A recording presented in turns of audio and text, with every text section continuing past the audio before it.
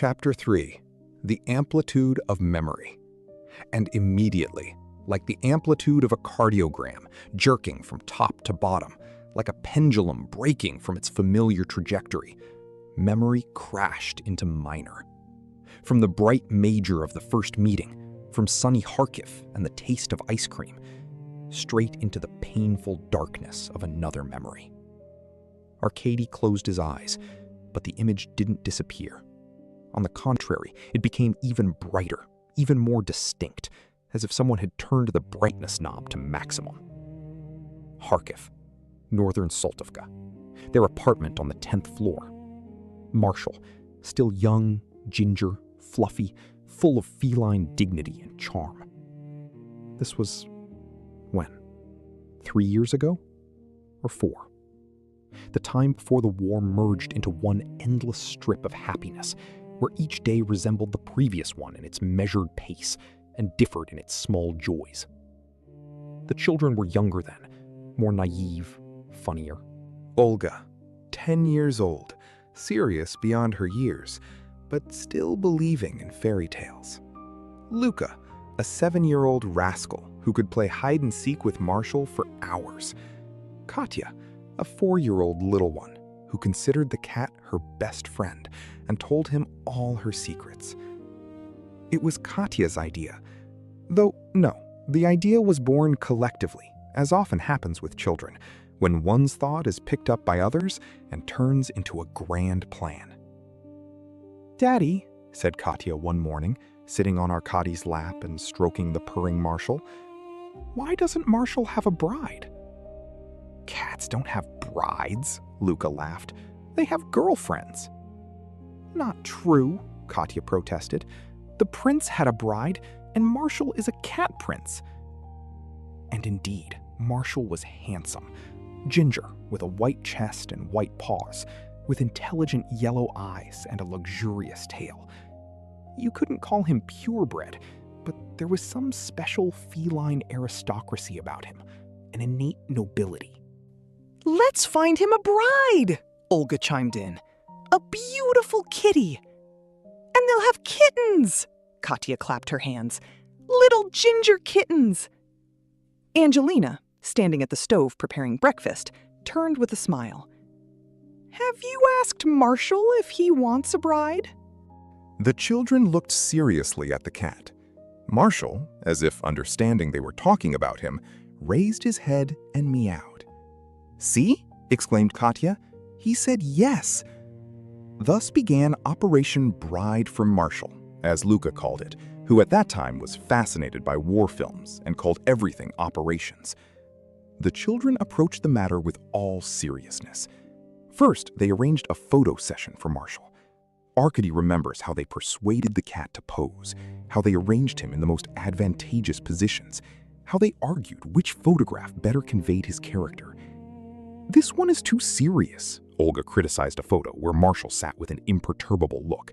"He looks like a judge."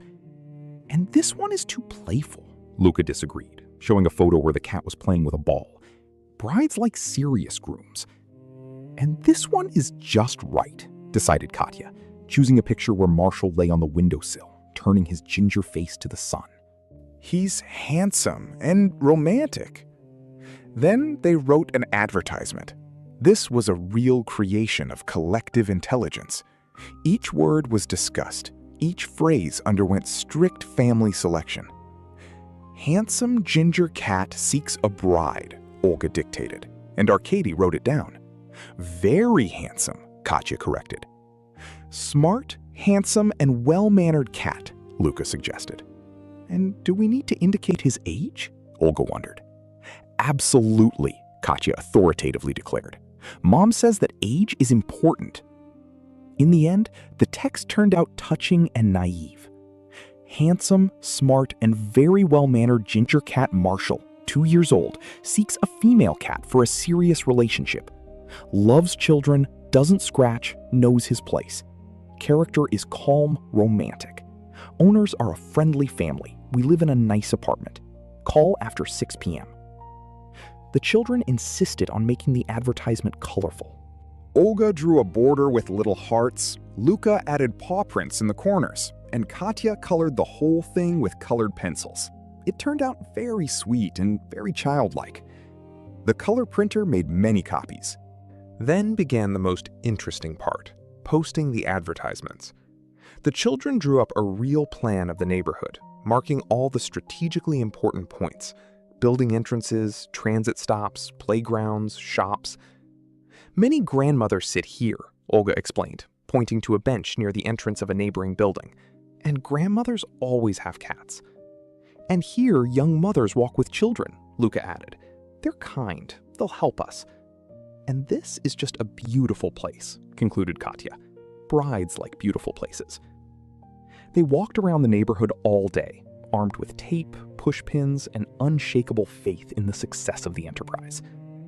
Arkady remembers how proud he was of his children, seeing with what enthusiasm they approached the task, how they politely asked permission from janitors to hang an advertisement on the bulletin board, how they explained to passers-by that they were doing a good deed, seeking happiness for their cat.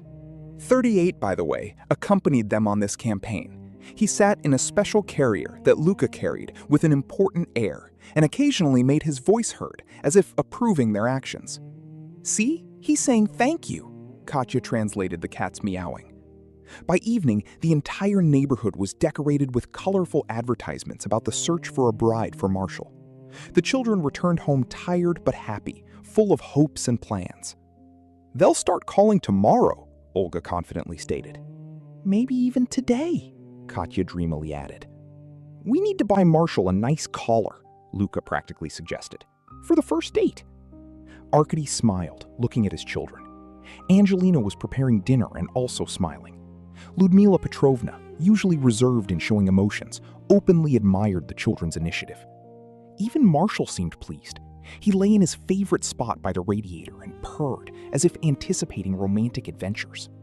This was one of those moments when you understand that happiness is right here, nearby, in children's laughter, in a family dinner, in a cat's purring, in plans for tomorrow. Simple, accessible, such ordinary happiness that seems eternal. But it wasn't eternal. They came home after the second day of posting advertisements. The children decided to expand the geography of the search and capture neighboring yards. They returned satisfied and excited. 2 families had already contacted them, and the first viewings were planned for tomorrow. And then they were met by Lyudmila Petrovna, with eyes red from tears. "What happened, Mama?" Angelina was frightened. "Marshall," her mother-in-law began and faltered. "He scratched me. Badly.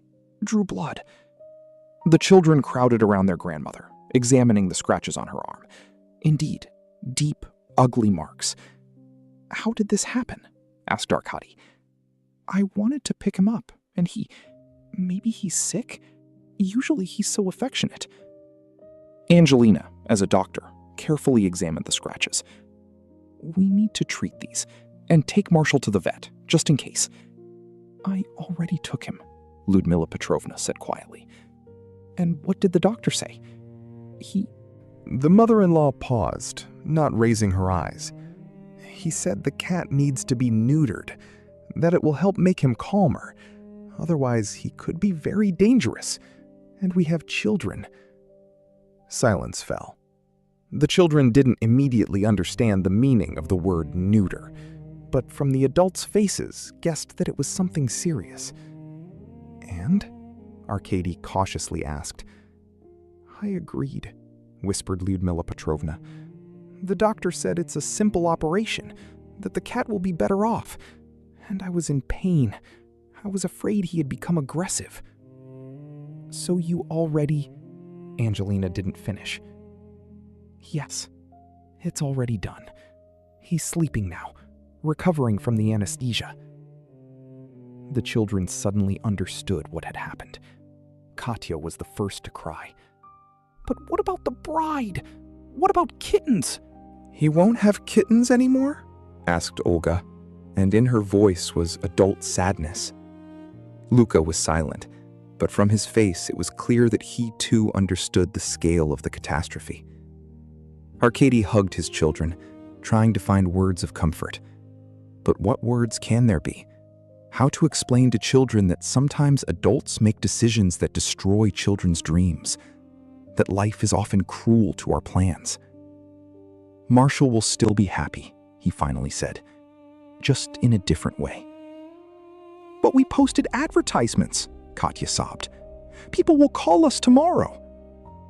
We'll take down the advertisements, Angelina promised, and we'll explain to everyone. Marshall slept through the night. He woke up the next day lethargic, sad, with a plastic collar around his neck that prevented him from licking his stitches. The children took turns sitting next to him, stroking him, saying kind words. And in the evening, Katya approached Arkady with a sheet of paper. "Daddy, I wrote a poem." About Marshall. And she read in a trembling voice. Planet Earth. A cat named Marshall, with lineage of Napoleon. An announcement on the fence. Our kitty's grown and seeks a bride, a companion. And no one thought it would happen this way. The mistress he suddenly bit. Sex he needs, for our fluffy one has grown, become a man. A little girl quietly weeps, tearing down announcements rank. The kitty was neutered. Who's now a castrate? It is he. No need for feline girlfriends now. All dreams reduced to food in his bowl. And no longer is he drawn to the ginger yard cat girl. Life passes dully and quietly proceeds, for he is lonely and no one comes. Unworthy, unwanted, powerless to change. And how many cats like him? How many in graves? Life without love is very brief. A gentle death will soon overtake him. The fluffy one won't live long. And all because he cannot love. Arkady listened to the child's verse and felt something constrict in his chest. In these naive lines was all the pain of unfulfilled hopes, all the childish sorrow for destroyed dreams. And Marshall, as if understanding that they were talking about him, came to Katya and rubbed against her legs. He no longer scratched anyone, became calmer, more affectionate, but in his yellow eyes sometimes flashed a kind of longing, as if he remembered those days when passions boiled within him, when he dreamed of love. They had to take down the advertisements. The children walked around the neighborhood with the same thorough diligence with which they had put them up, and explained to everyone they met that the operation is canceled due to technical reasons. Some people sympathized. Some didn't understand why they had started this whole story in the first place. And life went on. Marshall recovered, removed the collar, became the same affectionate cat as before. The children found new interests. The adults returned to their concerns. But something changed, something important. The children for the first time encountered the fact that the adult world can be cruel, that decisions are made 44 without them, for them, against their wishes, that not all dreams come true. And now, in the German apartment, Arkady thinks of this day as a turning point. Not dramatic, not obvious, but important. On that day, his children grew up several years at once, understood that life is not a fairy tale, that stories don't always have a happy ending. And he also thinks about what a whirlpool of events rages in a person's head, how memory jumps from joy to sorrow, from light to darkness, from major to minor. How memories layer on top of each other, mix, create an incredible mosaic of lived life. Just a moment ago, he was a young student, in love with a girl from medical school. And now he's already remembering his children, who were posting advertisements to find a bride for their cat. And somewhere nearby, on the periphery of consciousness, other memories are already looming. Later, more painful ones. Memory is a strange thing. It doesn't obey logic, doesn't go in order. It lives its own life, snatches from the past what it wants, when it wants, and you can't do anything about it, only float along the current of this stream, hoping that eventually you'll wash up on some shore. Arkady closes his eyes, and as it seems to him, hears Marshall meowing behind the wall. That very Marshall whom they rescued during their flight, who survived with them through war, the journey, arrival in a foreign country, who never found his bride, but found something more important: loyalty, devotion, the love of a family that will never betray him. And perhaps this is true happiness. Not what you dream of, but what you receive. Not ideal, not fairy tale, but real, living, your own. And it seems Marshall meows behind the wall. And in this meowing is heard not longing for what didn't happen, but simply the desire for someone from the family to pay attention to him, to pet him, to talk to him, to let him know he's needed, that he's loved, that he's home. And immediately lines are born. How important it is to live and know that someone loves you, will always understand, forgive, and simply not judge. And how easy it is when you don't have to pretend and can be sad at times, then smile again when they hurry to warm you amid the blizzard's frost. How important it is to understand that you are needed by someone. And Arcady understands. Memory can jump however it wants. Events can be joyful or sad, but the main thing remains unchanged. The main thing is love. Love that binds people to each other stronger than any bonds. Love that makes a family not only of people, but also of a ginger cat who once dreamed of a bride and now simply dreams of dinner. And the whirlpool in his head calms down a bit, because there is an anchor. There is something that keeps him afloat. There is family.